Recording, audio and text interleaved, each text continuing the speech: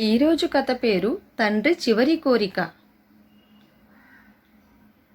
పశ్చిమ గోదావరి జిల్లాలోని ఒక చిన్న గ్రామంలో రాఘవయ్య అనే వృద్ధ రైతు ఉండేవాడు. అతనికి ఒకే ఒక కొడుకు కార్తీక్. రాఘవయ్య జీవితమంతా పొలంలోనే గడిచిపోయింది. ఎండైనా వానైనా కష్టపడి పనిచేసి కొడుకును చదివించాడు. నా కొడుకు పెద్దవాడి మంచి స్థాయికి చేరుకోవాలి అనేదే తన కల. కార్తీక్ బాగా చదివి నగరంలో పెద్ద ఉద్యోగం సంపాదించాడు. మొదట్లో తండ్రితో చాలా ప్రేమగా మాట్లాడేవాడు. ప్రతి వారం ఫోన్ చేసేవాడు. కానీ కాలక్రమేణా ఉద్యోగ బాధ్యతలు పెరిగాయి.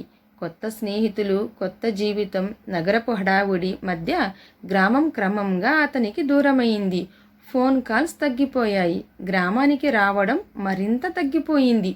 రాఘవయ్య మాత్రము ప్రతిరోజు ఉదయం ఇంటి ముందు కూర్చొని పోస్ట్ మ్యాన్ వస్తాడేమో, కొడుకు ఫోన్ చేస్తాడేమో అని ఎదురు చూసేవాడు.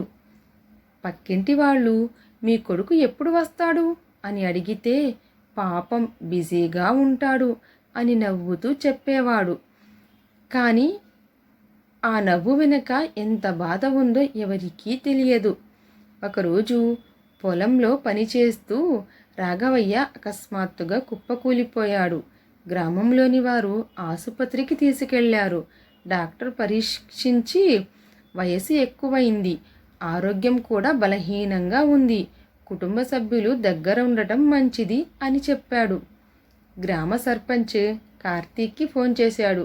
బాబు, మీ నాన్న ఆరోగ్యం బాగోలేదు, ఒక్కసారి వచ్చి చూడు అన్నాడు. కార్తీక్కు ఆ సమయంలో ఒక ముఖ్యమైన ప్రాజెక్టు నడుస్తోంది.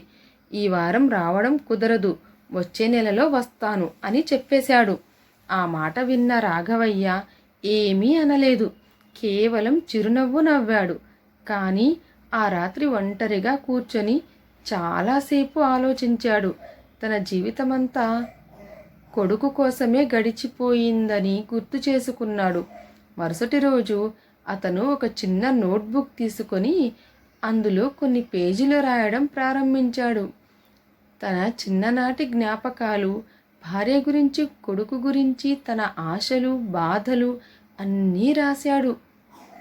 చివరగా ఒక కోరిక రాశాడు. నా కొడుకు జీవితంలో ఎప్పుడూ సంతోషంగా ఉండాలి, కానీ ఒకసారి అయినా ఈ ఇంటి వెనుక ఉన్న మామిడి చెట్టు కింద నాతో కూర్చొని మాట్లాడితే చాలు, అదే నా చివరి కోరిక. రోజులు గడిచాయి. రాఘవయ్య ఆరోగ్యం మరింత క్షీణించింది. ఒకరోజు పరిస్థితి విషమించడంతో గ్రామస్తులు మళ్ళీ కార్తీక్కి సమాచారం ఇచ్చారు. ఈసారి కార్తీక్ భయపడ్డాడు. వెంటనే బయలుదేరాడు. గ్రామానికి చేరుకునేసరికి రాత్రి అయిపోయింది. ఇంట్లోకి పరిగెత్తుకుంటూ వెళ్ళాడు. మంచంపై బలహీనంగా పడుకున్న తండ్రిని చూసి అతని కళ్ళల్లో నీళ్లు వచ్చాయి. నాన్నా అని పిలిచాడు. రాఘవయ్య నెమ్మదిగా కళ్ళను తెరిచాడు. కొడుకును చూసి చిన్నగా నవ్వాడు. వచ్చావా బాబూ? కార్తీక్ తండ్రి చేతిని పట్టుకొని ఏడవసాగాడు. నాన్న, నన్ను క్షమించు, నేను చాలా ఆలస్యంగా వచ్చాను. రాఘవయ్య తల ఊపాడు. నువ్వు తప్పు చేయలేదు బాబూ, జీవితం కోసం పరిగెత్తావు. కానీ ఒక విషయం మాత్రం గుర్తుంచుకో, డబ్బు సంపాదించడానికి జీవితమంతా ఉంది, కానీ మనుషులతో గడపడానికి సమయం తిరిగి రాదు. ఆ మాటలు కార్తీక్ గుండెల్లో బలంగా తాకాయి. అప్పుడు రాఘవయ్య తన పక్కన ఉన్న నోట్బుక్ ఇచ్చాడు. ఇది చదువు. కార్తీక్ నోట్బుక్ తీసుకొని చదవడం మొదలుపెట్టాడు. ప్రతి పేజీలో తండ్రి ప్రేమ కనిపించింది. తన చిన్ననాటి జ్ఞాపకాలు కనిపించాయి. చివరి పేజీ చదివేసరికి అతని చేతులు వణికిపోయాయి. నా కొడుకుతో మామిడి చెట్టు కింద ఒక్కసారి కూర్చొని మాట్లాడాలి. ఆ వాక్యం చూసి కార్తీక్ ఏడ్చేశాడు. మరుసటి ఉదయం అతను తండ్రిని వీల్చైర్లో కూర్చోబెట్టి ఇంటి వెనుక ఉన్న మామిడి చెట్టు దగ్గరకు తీసుకెళ్ళాడు. ఇద్దరు గంటల తరబడి మాట్లాడుకున్నారు. చిన్ననాటి విషయాలు, తల్లి జ్ఞాపకాలు, గ్రామం కథలు, జీవిత పాఠాలు, ఇలా ఎన్నో విషయాలు మాట్లాడుకున్నారు. ఆ రోజు రాఘవయ్య ముఖంలో కనిపించిన ఆనందం ఎన్నో సంవత్సరాల తర్వాత వచ్చినది.